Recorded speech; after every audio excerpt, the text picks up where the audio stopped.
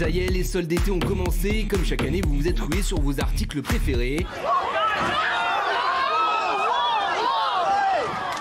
Car si pour certains c'est le moment de faire des bonnes affaires, pour les enseignes c'est aussi l'occasion de remplir les caisses. Depuis la réouverture, les performances sont plutôt bonnes, voire très bonnes.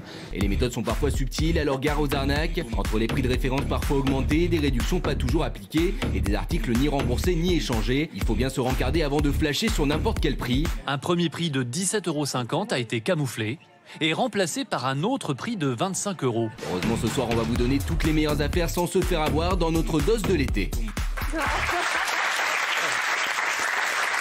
Bonjour Maître Berny. Bonjour Benjamin. Alors c'est vrai que chaque année, maintenant il y a des soldes quasiment tous les 3 mois. Avant, c'était un peu un événement, maintenant il y en a tout le temps, Black Friday, on ne sait plus très bien comment faire. Est-ce que les arnaques dans le domaine des soldes sont monnaie courante aujourd'hui? J'ai envie de vous dire oui. Ah oui. Complètement. D'accord, donc en fait le solde c'est mis en place maintenant pour berner le consommateur. J'ai envie de vous dire que dès le départ, on va partir d'une base, c'est que la solde est assimilée quelque part à l'opportunité. Et dans l'inconscient collectif, le marketing, notre éducation et puis même les médias font en sorte qu'on a un ancrage qui a été créé dès le départ, justement pour sédater notre cerveau et partir de ce principe que de toute façon, on va avoir le droit à une opportunité. Donc c'est le moment où le consommateur est encore plus vulnérable. Bah oui. À partir du moment où il arrive, en fait, c'est comme s'il était en état d'hypnose. Il arrive, il pense que de toute façon, il va avoir une réduction, alors que c'est pas forcément le cas. Alors quand on arrive dans un magasin, on voit moins 40. Ouais. Il paraît que le prix, en fait, c'est pas du tout moins 40. En dessous, ils ont mis un prix fictif. Ouais. En fait, on paye au même prix. Ça, c'est totalement interdit, ça, par la loi. On est bien d'accord? C'est monnaie courante. Ça arrive. Je dis pas que c'est monnaie courante, mais ça arrive. L'idée, c'est quand même de partir du principe que on va dire que l'arnaque reste l'exception. À la base, on a quand même des personnes qui sont fiables, tout à fait fiables, et qui sont vraiment là pour faire du business de manière tout à fait correcte. Mais il faut rester attentif et vigilant. Alors, nous, si on se balade dans la rue, comment on peut reconnaître une boutique qui est un peu suspecte? Alors, déjà, l'idée, c'est quand même de rester vigilant. On peut commencer par faire des repérages, un peu comme tout à chacun. Alors moi, je ne sais pas comment vous faites, mais en général, je vais regarder un petit peu ce qui m'intéresse. Je fais des études comparatives en fonction de ce dont j'ai besoin, de ce que je recherche. Et puis après, je rentre à l'intérieur, je regarde un petit peu ce qui est annoncé. T'as le temps, oui. Pardon? Je dis t'as le temps. Ouais, voilà. T'as le temps, c'est... Ouais, voilà. énorme. Ça dépend, hein. J'ai envie de te dire, tu regardes, t'arrives, on peut se tutoyer? Heureusement, on fait les soldes. On fait les soldes. Voilà, tu vois. Donc, qu'est-ce que tu fais? T'as des moments, t'arrives, tu regardes un petit peu sur Internet, je sais pas ce que tu fais toi le soir. Bon, moi, plutôt que de regarder la télé, plutôt que de me faire arnaquer, je regarde un petit peu, tu vois. Ça m'intéresse, forcément, je me renseigne. Et puis ensuite, qu'est-ce que je fais quand je rentre dans un magasin? Je vois moins 70%, je demande à la vendeuse, parce que je vois que du 50%, qu'est-ce que je fais? Je fais, écoutez, vous pourriez m'indiquer un petit peu où c'est? Parce que manifestement, il y avait des choses qui étaient annoncées de base. Voilà, je regarde des étiquettes également, je fais des études comparatives, je regarde, je soulève aussi les étiquettes qui sont sur... Voilà. Alors ça, on a souvent des mauvaises surprises. C'est ça. Ça, c'est une méthode, c'est augmenter le prix de référence. Tout à fait. Ça arrive très souvent. C'est la base. C'est ça. Légalement, c'est pas grave de faire ça. Bah si, c'est interdit. Mais c'est interdit. C'est interdit. En fait, c'est même interdit par la loi, pour le coup. C'est interdit par la loi. Imaginons, moi je vais dans un magasin, je prends un petit t-shirt, je soulève l'étiquette et je vois que en fait c'est une arnaque. Qu'est-ce que je peux faire concrètement? Alors moi très concrètement, la première chose que je vais faire, je vais aller voir gentiment la vendeuse. Je fais excusez-moi. Vous pouvez m'expliquer? Il me semble qu'il y a une petite incohérence. Je vais la prendre pour une imbécile. Hein. Je vais vraiment jouer l'imbécile. Benjamin, il saura faire. Voilà. Mais je pense qu'on sait tous faire quand on veut. Hein. On va être quand même honnête. On sait tous faire quand on veut. Et je vais lui demander. Je vais aussi prendre une photo. Hein, je ne vais pas me gêner pour prendre une photo, une vidéo, parce que si ça va un peu trop loin en fonction des montants, je ne vais clairement pas me gêner pour faire des dénonciations. Parce qu'après, c'est une question de preuve pour pouvoir faire des recours. C'est comme à chaque fois. Et puis, je vais lui demander un petit peu ce qu'il en est. Est-ce qu'on peut obtenir une vraie réduction, du coup, quand on met le doigt sur une fausse réduction? Alors, normalement, oui, d'un point de vue légal. Sauf qu'entre le droit et l'usage, des fois, vous avez un gap. Hein. Alors, on a une caméra cachée qui illustre assez bien ce phénomène de fausse réduction. Dès le premier étage, il s'arrête sur le stand d'une marque qu'il vend lui aussi. Ça, c'est de l'année dernière. Ah, c'est de l'année dernière, d'accord. On prend des bustes, on ne touche pas à la collection actuelle. Il n'y a rien en promotion. D'après cette vendeuse, sur ce stand, certains vêtements en promotion ne seraient pas de toute première fraîcheur. Un peu plus cher. Ah oui. Ah bon? Réduit. Ah oui. Et quand il y a les moins 30, ça fait en fait le prix du manteau normal. Selon cette vendeuse, plutôt bavarde, le prix de référence de ce produit aurait été gonflé pour ensuite être baissé de 30%. Patrick n'en revient pas. La tromperie, elle est évidente. L'exemple, là, c'est maintenant, c'est... Je suis tombé de haut, là. Selon l'arrêté du 31 décembre 2008, article numéro 2, le prix de référence ne peut excéder le prix le plus bas pratiqué dans le même établissement de vente au cours des 30 derniers jours. Donc, ils peuvent anticiper les soldes en augmentant les prix. Ça, ils peuvent le faire, pour être dans la loi. Voilà. Ça, c'est une chose, pour le coup. La réduction qui ne correspond pas à la réelle réduction. Alors, la réduction qui correspond... Ouais, non, la réduction, pardon, le solde qui, en fait, ne correspond pas au prix affiché. Ça arrive tout le temps aussi. Ça arrive d'où l'idée d'avoir la calculatrice sur soi. D'accord. En tout cas, moi, c'est ce que je fais. Je vous le dis tout de suite. Je prends ma calculette, comme ça, je suis sûre de ne pas me faire avoir. L'autre arnaque aussi, c'est qu'on n'a pas le droit. On doit vendre les collections de l'année, pas les collections passées. Même du mois passé. C'est-à-dire pas d'un les seul anciennes mois. collections. D'un seul mois. En fait, les soldes, c'est pas cool. Alors, juste un truc aussi, quand on va faire les soldes, on voit par exemple une très belle vitrine. On dit, tiens, je voudrais acheter ça. Et ça, le beau produit n'est jamais en solde. Ça, c'est quoi? C'est une pratique commerciale? C'est un petit peu délicat pour le coup. Si vous avez mis effectivement la réduction qui est juste affichée à côté du produit, on peut voir ça comme une pratique commerciale trompeuse, effectivement. Après, ça va vraiment être du cas par cas. C'est d'où l'intérêt de prendre des photos ou des vidéos. Il faut se balader du bateau, quand même. On a des vidéos.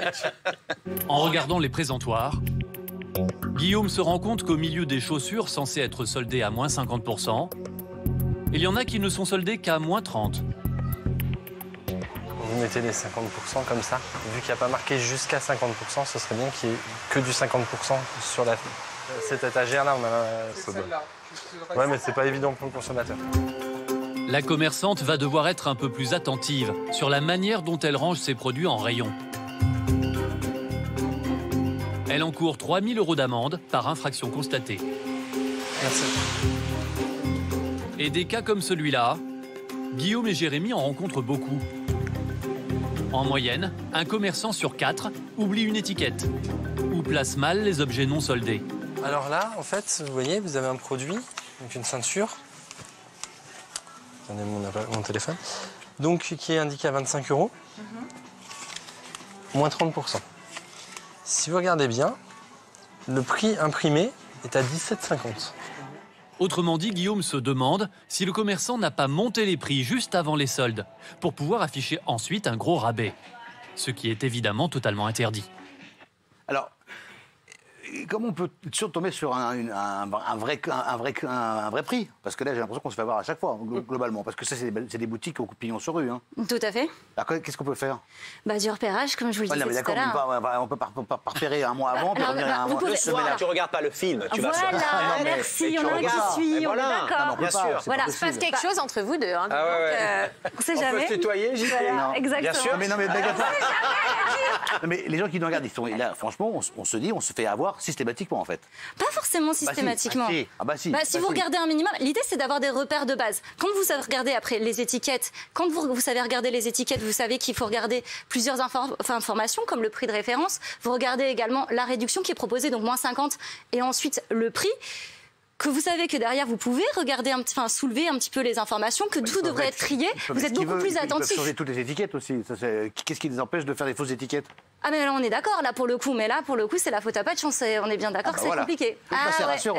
Demain il n'y a personne dans les boutiques. Demain il n'y a pas un chat. On va vider les magasins. Quand on vous dit qu'il faut regarder bien les étiquettes, il faut vraiment bien les regarder. Regardez.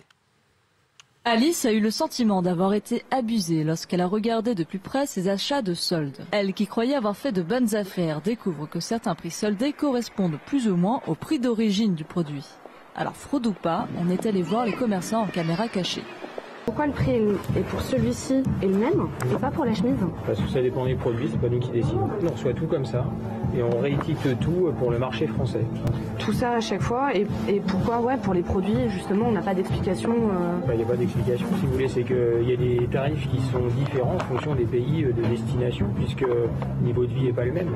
C'est un produit qui a été vendu dans le circuit espagnol, qui peut se retrouver ensuite dans le circuit national et pas forcément vendu au même prix. Ce qui peut poser problème dans le cas présent, c'est que le consommateur va se retrouver avec un prix soldé à 15,99 € et quand il va enlever l'étiquette, il va se retrouver en dessous avec un prix, avec un drapeau espagnol à 12,99 €, ce qui peut l'induire en erreur sur la réalité ou pas de la pratique de solde par l'entreprise dans laquelle le produit a été acheté en France. Alors, est-ce que les grandes marques, c'est un gage de qualité pour les soldes? Autrement dit, si on choisit, je ne sais pas citer des marques, mais voilà. Moi, je crois qu'ils ne peuvent pas se permettre ce genre de choses. J'imagine pas Uniqlo annoncer un solde faux. Il faut dire Zara, H&M. Ah, ça y est, vous donnez des marques. Oui. Oui, voilà. Alors, dès qu'on en donne une, je vous explique la télévision, petite fille. Dites-moi, c'est ma première. J'ai besoin de mettre je sens le texte de votre premier. On peut tutoyer JP et on peut aussi, quand on cite un nom, par exemple comme Zara, on peut dire H&M et un autre nom. Magnifique. Donc, est-ce que c'est un gage de qualité pour les soldes ou pas du tout? On pourrait dire que de base, on pourrait avoir cette croyance. Voilà. On pourrait avoir cette croyance. Moi, franchement, je vérifie à chaque fois. Mais vous faites aussi, tu fais, puisqu'on est quand même proche maintenant. Voilà. Donc tu fais. Exactement. C'était moi. Est-ce que tu fais du repérage aussi pour éviter les arnaques? Oui. Donc ça aussi, c'est un boulot. Mais alors à quel moment? Parce que le soir, donc préparation des soldes, donc avant la télé, et donc le repérage pour éviter les arnaques. À quel moment? En fait, c'est même pas ça. C'est que moi, quand je vais me balader, j'ai tendance à regarder un petit peu. Je suis attentive à ce genre de choses. S'il y a quelque chose qui me plaît, que je rentre dans un magasin, je vais regarder ce type d'informations. Pareil, je veux changer de téléphone. Alors, quand c'est sûr, c'est pour une petite robe à 20 €, je vais pas m'amuser à regarder. Soyons bien d'accord, j'ai autre chose à faire. Ouais. Quand ça commence à chiffrer un peu plus, là, je vais être attentive et je vais faire des études comparatives. Je regarde sur tel site, j'en fais 2-3. Ouais, d'accord. Je vois qu'il y a une incohérence ou quand je rentre dans le magasin, je vois que pour le coup, c'est assez compliqué. Puis je retourne souvent dans le même type de magasin aussi, donc je finis par connaître un peu la vendeuse. Il y a aussi le non-verbal qui donne plein d'informations. C'est quand même 80% de la communication. Quand je vois que toute l'équipe a une réaction un peu suspecte, je commence à... Ouais. En fait, il faut se transformer en Sherlock Holmes, en fait. Pour faire voilà. On a mené l'enquête. Alors, il y a une nouveauté qui est apparue directement des USA. Nous, on a récupéré ça, c'est le Black Friday. Alors ça, apparemment, c'est la black couillonnade. Parce que, apparemment, là, on se fait rouler dans la farine. Regardez. Véritable bon plan ou phénomène marketing, le Black Friday et ses promotions alléchantes s'affichent aujourd'hui partout. C'est très bien, c'est des promotions, donc ça permet de profiter. Ça permet d'acheter moins cher pour Noël, quand on a des cadeaux à faire. Premier constat, les rabais importants sont limités. Sur ses vitrines, cette parfumerie annonce jusqu'à moins 50%, mais dans le magasin, seul ce présentoir propose des réductions aussi importantes. Deuxième constat, les rabais les plus alléchants sont bien souvent artificiels. Ce spécialiste va nous le prouver. On est sur un distributeur donc qui va vendre un téléviseur à 699,99 €. On a un tarif avec les frais de livraison à 720 € si j'arrondis, c'est-à-dire on est exactement au même prix que ce qu'on a observé aujourd'hui. Des promotions pour le Black Friday limitées, car en France, les ventes à perte ne sont autorisées que pendant les périodes de solde. Alors, vente à perte, est-ce que ça existe ça, les ventes à perte? Non. Je pense pas, très honnêtement. Ah ben, vous avez mis un sacré moral, hein. on est content de vous avoir reçu parce que... J'ai quand même un truc. Alors, et comment tu organises donc ton repérage pour le Black Friday? Toi. Comment je m'organise? Pour le Black Friday, les repérages, donc là ça se prépare comment? Je sais pas si tu veux passer la journée avec moi comme ça, là.